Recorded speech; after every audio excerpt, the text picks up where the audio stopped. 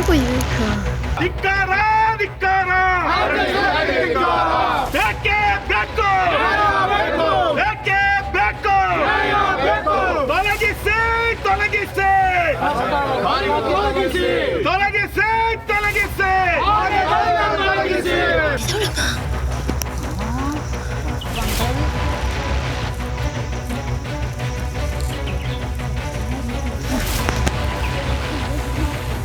കാണുന്നുണ്ട് എന്റെ ഭഗവാനേ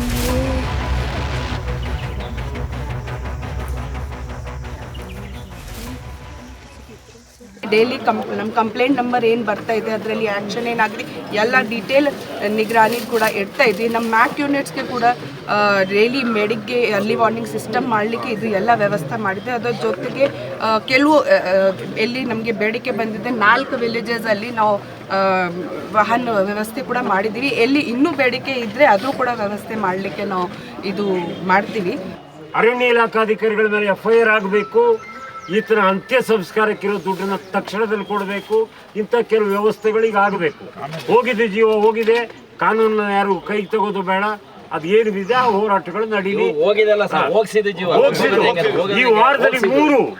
ಈ ವಾರದಲ್ಲಿ 3 ಜನರ ಪ್ರಾಣ ಹೋಯಿತು. ಒಂದು ಶಾಲಾ ಬಾಲಕಿ ಹೋದಲು, ವಾಲ್ನೂರಲ್ಲಿ ಪಾಪ ಪಂಚಾಯತಿ ಸದಸ್ಯ ಹೋದ್ರು, ಇವ್ರು ಹೋದ್ರು. ಬಜೆಕೊಲ್ಲಿ ಒಬ್ಬ ಭಾಗದಲ್ಲಿ 3 ತಿಂಗಳಿಗೆ 4 ಆಯ್ತು. ಈಗ ನಾಳೆಗೆ ಯಾರು ಇಲ್ಲಿ ಪೋಸ್ಟ್ ಮಾರ್ಟಮ್ ಆಯ್ತಾರೋದು ಇಲ್ಲಿ ನಾಳೆಗೆ ಎಚ್ಚೆತ್ಕೋಬೇಕಾಗಿತ್ತು ಡಿಪಾರ್ಟ್ಮೆಂಟ್. ನಾಳೆಗೆ ಯಾರು ಪರಿಸ್ಥಿತಿ ಅದೇ ಆನೆ ಮೇಡಮ್, ಅದೇ ಆನೆನ ನಾವು ಮೊನ್ನೆ ಆಸಾವಾದಾಗ ನಾವು ಬೇಗ ಹಿಡಿತೀವಿ ಅಂತ ಹೇಳಿ ನಿಮ್ಮ ಕೇಂದ್ರ ಸರ್ಕಾರದ ಅನುಮತಿ ತಗೊಂಡು ಇನ್ನೆಷ್ಟು ಜನ ಸಾಯಿಸಬೇಕು ಅಂತ ಗುರಿ ಹೇಳಿ ಇನ್ನೆಷ್ಟು ಜನ ಸತ್ತ ಮೇಲೆ ನೀವು ಆನೆ ಹಿಡಿತೀರಿ. ಯಾವುದೇ ಕಾರಣಕ್ಕೂ FIR ಆಗದೆ ಬಾಡಿ ಇಲ್ಲಿ ತೆಗಿಲಿಕ್ಕೆ ಬಿಡೋದಿಲ್ಲ,